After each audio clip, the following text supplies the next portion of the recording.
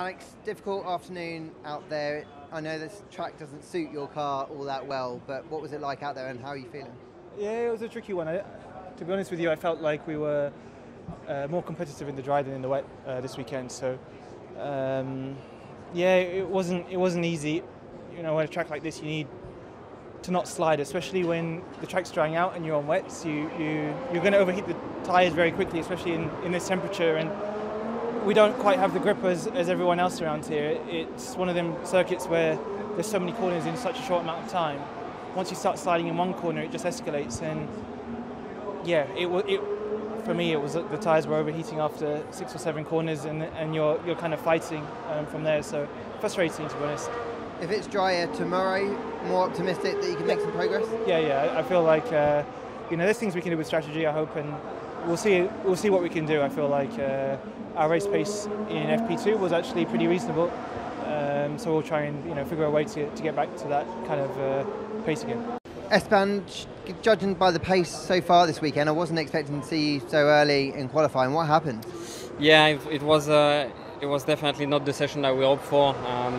We had some issues with the brakes on the last lap and the car pulling to the right and feeling disconnected. So obviously, not where we want to be, ending Q1. But tomorrow is what matters, and hopefully we can, get into the points tomorrow. It's a tricky circuit to overtake, but the underlying pace of the car looks good, especially if it's dry, I guess. So yeah, for sure.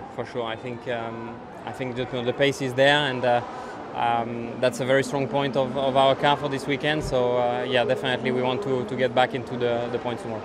Hey Valtteri, the pace of the car looked good on Friday, so disappointing, I'm guessing, that you're out of qualifying so early. Yeah, for sure it's disappointing, and it is such a difficult track to overtake, so it's never nice to be close to the back. But yeah, today was all about timings in Q1, and we just didn't get it right. I think we were a bit unlucky as well. When I realized that we should stop for the new set, it was too late. So. How did the car feel in wetter conditions? Was it okay? Was it more just that strategy element? It's been more challenging in the wet for sure with the car, but in the drying conditions it was definitely better than in practice 3. So I think still performance-wise it seems like our car is definitely favouring the dry conditions. Hey and Nicky, what was it like out there? Your first experience around here qualifying?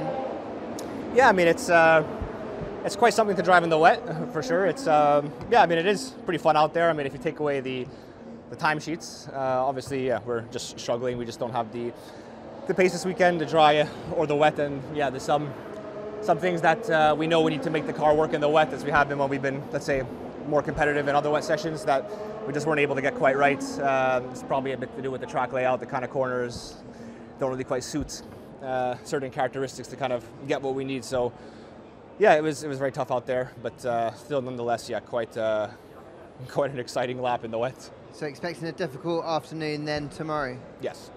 What do you reckon the car will feel like? Is it going to be very much kind of just, do you reckon you'll be able to hold on at least, or?